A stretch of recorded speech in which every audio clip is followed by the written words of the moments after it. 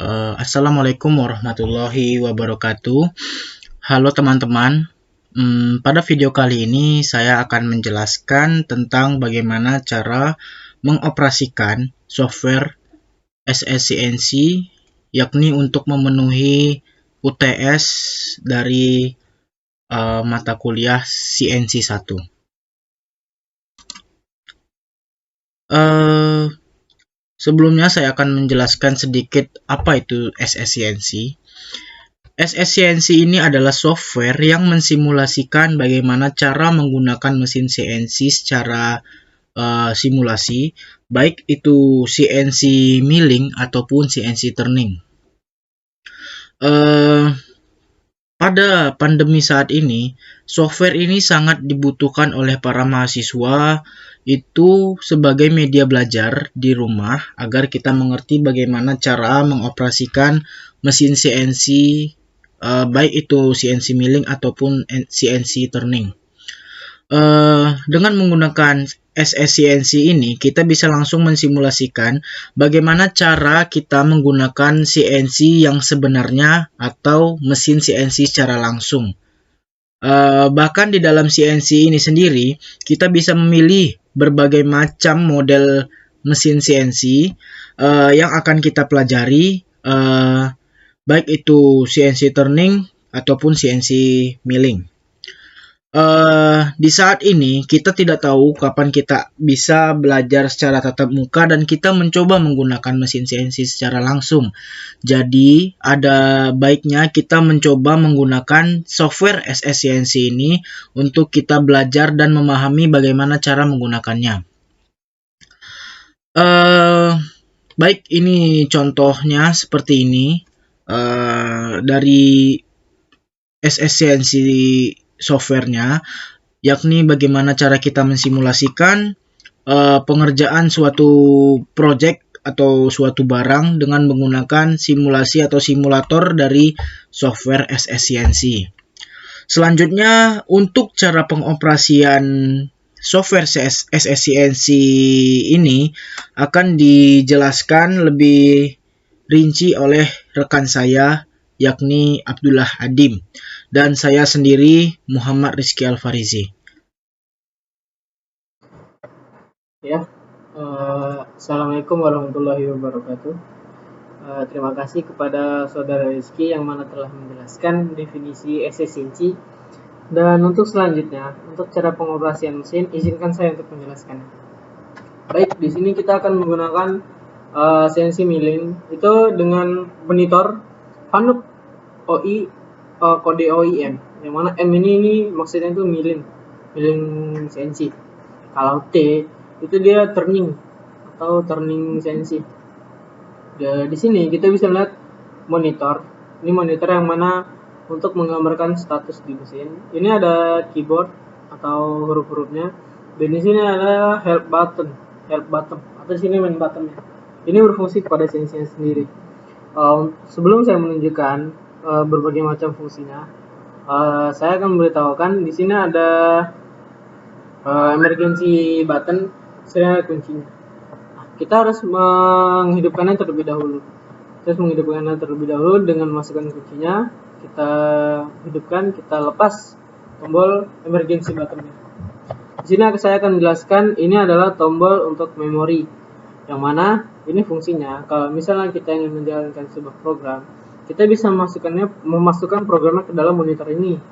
Akan tetapi programnya tidak langsung kita jalankan, itu bisa. Yang mana dengan kata lain kita simpan programnya, kita jalankan di kemudian hari bisa.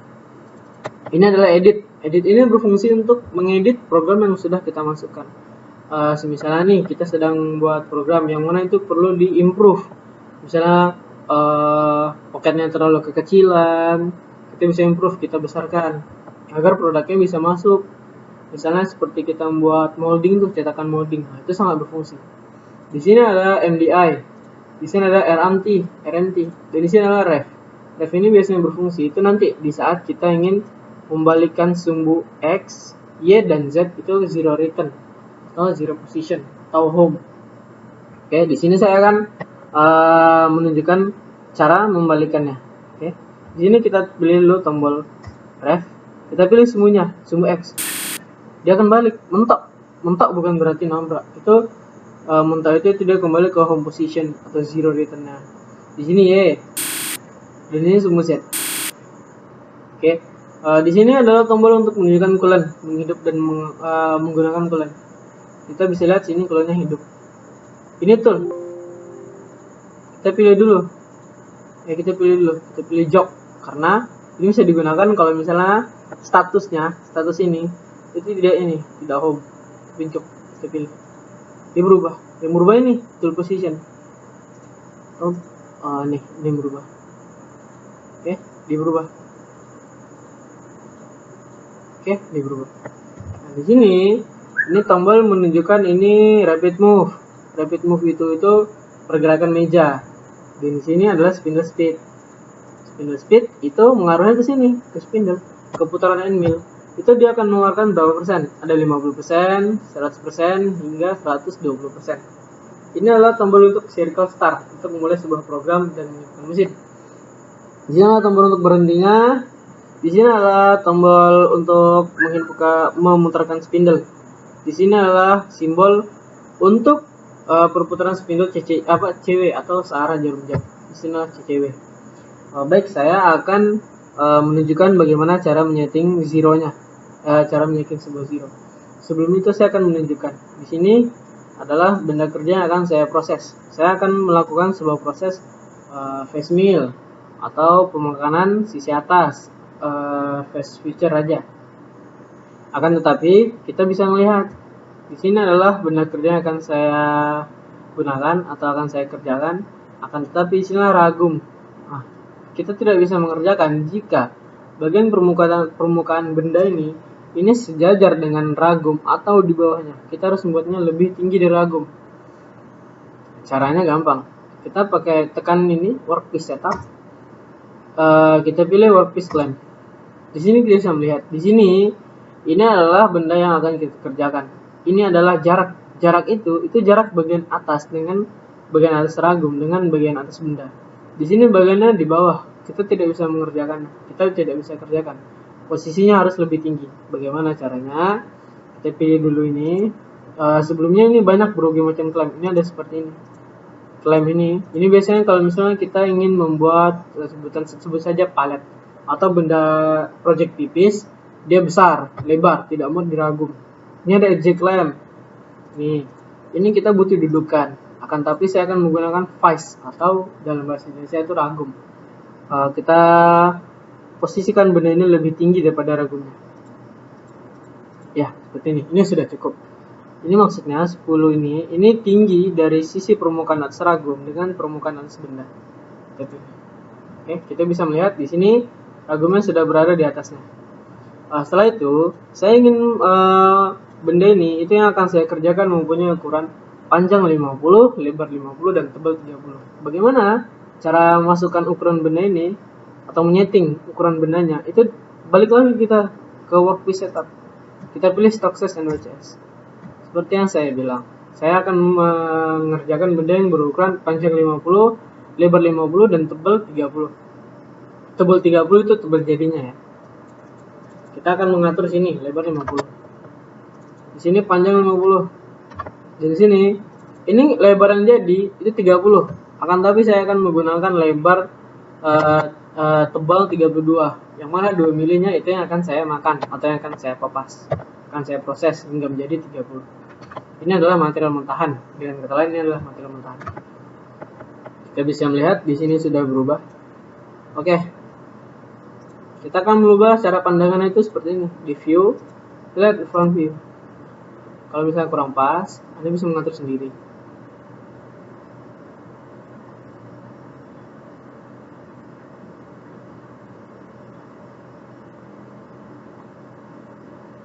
Oke.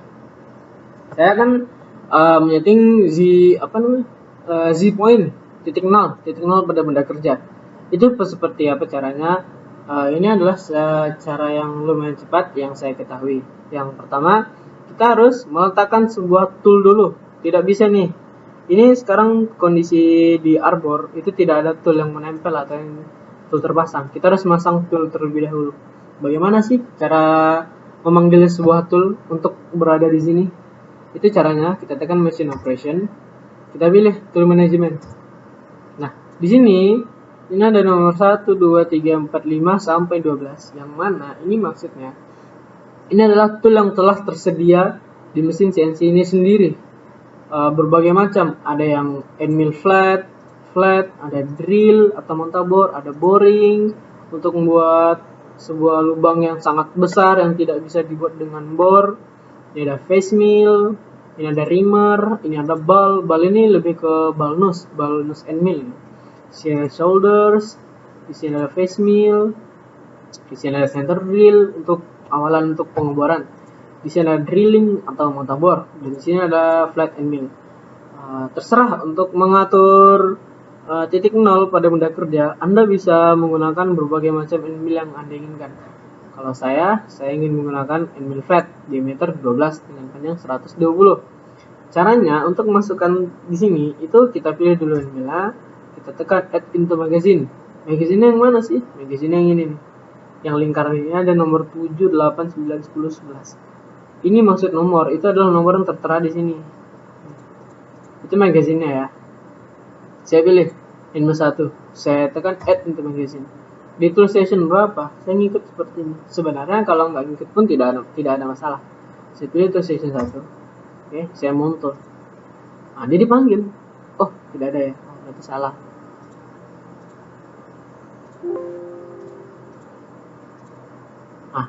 Nih, dia sudah terpanggil. Kita oke. Sekarang ini tool 1.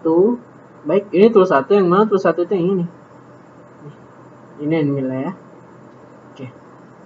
Saya akan menunjukkan bagaimana cara menyeting titik nol pada benda kerja ya dengan cara yang lumayan cepat yang saya ketahui. Kita bisa pilih di workpiece setup lagi. Kita pilih rapid position. Di sini kita bisa lihat ada 5 titik. Apa sih 5 titik ini? 5 titik ini adalah sumbu nol atau titik nol di mana kita akan melakukan sebuah proses pengerjaan. Bagaimana cara kita menentukannya? Itu balik lagi di awal. Kita lihat di gambar terlebih dahulu. Itu titik nol berada di mana? Ada yang di kiri atas, di kiri bawah, di kanan bawah, di kanan atas, atau berada di center atau di tengah. Untuk program ini saya menggunakan itu titiknya itu titik awal titik nol itu di kiri atas. Saya tinggal milih kiri atas, lalu saya tekan OK. Dah, kita bisa melihat di sini posisinya itu di kiri atas, baik di pojok kiri atas. Nah, tapi kenapa di sini dia letaknya di tengah-tengah mill? Harusnya seperti itu. Tidak boleh di sebelah keluar kanan atau kiri. Kenapa? Karena dalam sebuah pengerjaan dan ukuran pada gambar itu dari garis 1, nih kita bisa melihat ya. Dari garis ini ke sini itu harus berada di tengah-tengah, nggak boleh berada di kanan kiri, karena hitungannya akan kacau, akan salah. Oke, untuk penjelasan lebih lanjutnya mungkin akan saya jelasin di video selanjutnya insya Allah. Untuk yang sekarang kita bisa melihat di sini sudah benar peletakannya harus di tengah-tengah. Sebuah end mill, bor ataupun tool yang akan Anda gunakan harus berada di tengah-tengah. Oke, kita sudah mendapatkan posisinya. Gimana sih cara menyeting biar dia ini masuk ke settingan mesin? Itu caranya gampang. Kita pilih dulu edit. Oke, edit. Kita pilih offset setting. Setelah itu kita cari work. Ini ada work nih. Kita pilih work. Nah, kita bisa melihat di sini. X berapa, Y berapa. Kita langsung masukin aja nih. Caranya kita masukin X. Kita masukin X 0 input. Oke. Salah. X 0 measure. Setelah itu kita masukin Y 0 kita measure. Oke. Setelah itu bagaimana cara masukin Z? Nah, itu kita balik lagi ya. Teks ini ke offset setting. Di sini kita bisa melihat ini adalah tool nomor 1. Tool nomor 1 itu di sini. Kita langsung masukin X. Kita harus masukin angka yang di sini. Jangan ada yang salah. X 134 input minus 134 input. Ini titik nol, ini berada di sini. Oke, titik nolnya berada di situ. Setelah itu kita balik. Nah, setelah itu kita balikkan posisinya lagi, Z-nya lagi, balik ke home. Akan tetapi agar tidak terjadi sebuah kesalahan atau menabrak, nah, kita harus naikkan Z-nya terlebih dahulu. Kenapa sih? Agar tulisannya aman. Kita naikkan dulu ya. Kita balik, kita katakan nih, ref, kita balikin Z ini. Setelah itu kita balikin Y dan X. Oke, itu cara mengatur sumbunya ya, titik poin nol ya. Saya akan menjalankan program yang sudah saya buat.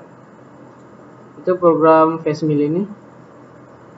Saya akan jalankan program FaceMill ini di SSNC yang tadi. Ini adalah G-code-nya. G-code yang sudah saya buat menggunakan SolidCam. Ini kita bisa lihat. Ini adalah G-code yang akan saya gunakan. Saya akan balik. Nih.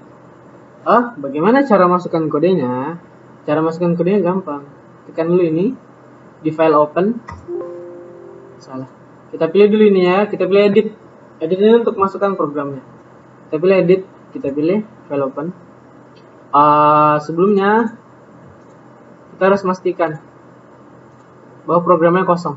Oke, kosong, tidak ada apa-apa. Kosong. Kita masukin, kita pilih edit.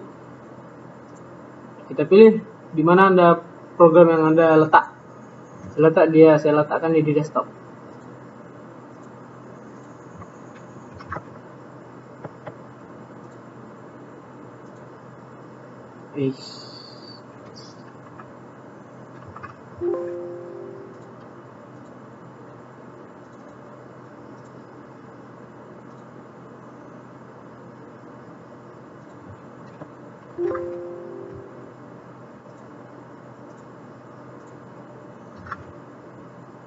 Nih, kita open.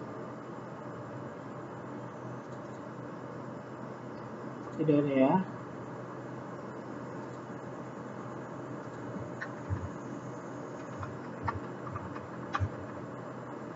Tolong ya. Kita pilih di sini.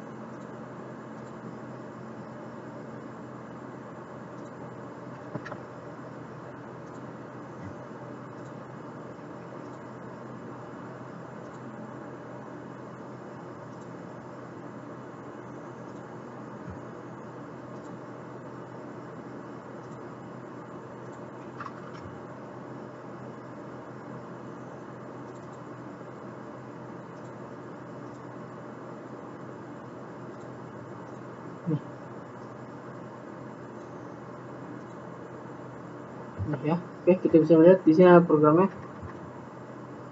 Ya, program yang sudah saya buat yang tadi ya.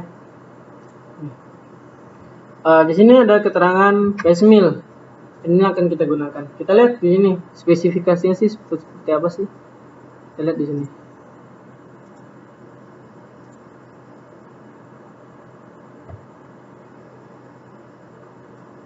Saya menggunakan FaceMill nih dengan ukuran diameter 50, float length-nya 3,2, overall length-nya 40. Nih, mill harganya overall length 141, itu dari arbornya ya. Ini 40. Kita harus mengikuti spesifikasi dari sini. Kita atur di efisiensinya. Saya ingin memanggil tool FaceMill. Caranya sama. Kita tekan tool management. Kita pilih FaceMill.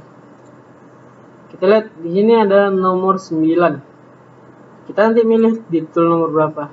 Kita lihat dulu di sini. Ini tool grip-nya. Mana tadi ya? Di tool grip saya tadi milih di nomor 12. Oke. Di nomor 12. Nah, kita harus meletakkannya di nomor 12 juga. Seperti ini. Kita add. Yang ini kita edit. Salah ya. FaceMill ini kita add. di tool station nomor 12. Oke, kita lihat dulu seperti apa sih bentuknya itu. Kita lihat di tool nomor 9 ya, diameter 80. Yang kita butuhkan diameter berapa? Diameter 50, lengthnya 120 ya. Kita lihat into magazine lagi. Yang ini kita lihat dulu. Oh, nggak bisa. Oh ya, ini berarti sudah menunjukkan diameter 50 hard metal ya. Kita lihat into magazine di tool station nomor 12. Oh, ini sama berarti. Setelah itu kita montul. Dia pindah. Dia sudah pindah. Di sini. Astagfirullah. Di sini, ini Z-nya harus kita setting lagi. Kita harus setting lagi. Gimana caranya? Caranya sama.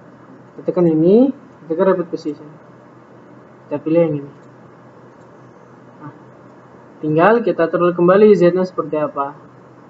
Di offset setting. Setelah itu kita ganti di offset untuk yang sumbu Z. Terus kita pilih, kita lihat di sini tool nomor 12. Di sini cuma sampai 8, kita cari sampai nomor 12. Ya, dapat nomor 12, kita masukin ini.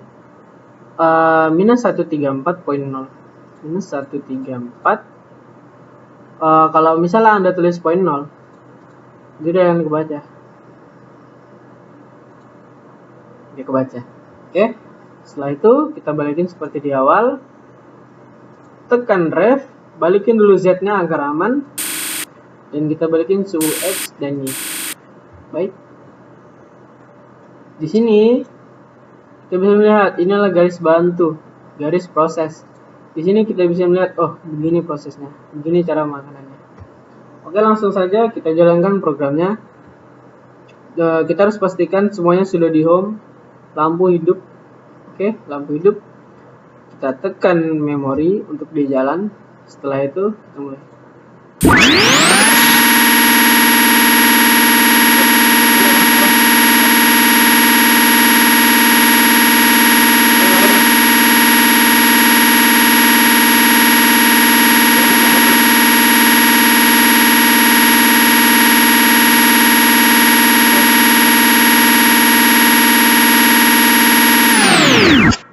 Balikan dulu.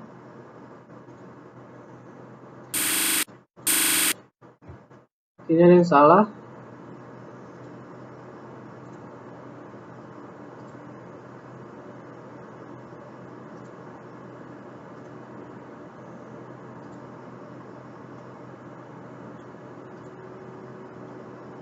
Ini program sudah berjalan.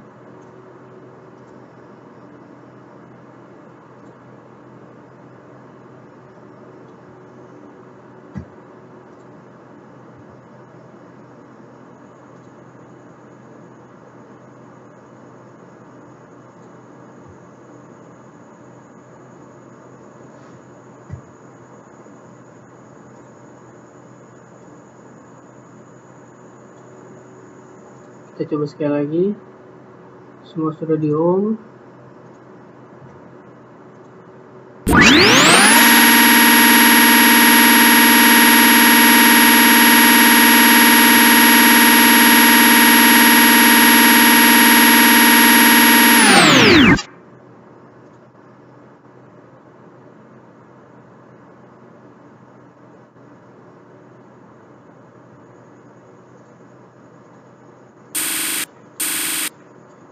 Baik, mungkin untuk yang cara masukkan programnya dan cara menggunakan asistensinya kurang lebih seperti itu. Ini ada kesalahan mungkin di program yang saya buat. Saya minta maaf. Saya akan perbaikinya dulu. Ya begini cara menggunakan mesin asistensi dengan monitor Fanuc 0IM itu seperti ini. Ini adalah tombol-tombol yang sudah saya jelaskan seperti tadi. Bagaimana cara masukkan 0 point, 0 return, ataupun dan cara masukkan program. Untuk yang barusan sepertinya cara pembuatan program saya ada yang salah. Kurang lebihnya saya mohon maaf. Terima kasih banyak. Sekian dari saya Abdul Hadim dengan NIM 3411911 dan Muhammad Rizky Alfarizi dengan NIM 341191117. Kurang lebihnya mohon maaf. Wassalamualaikum warahmatullahi wabarakatuh.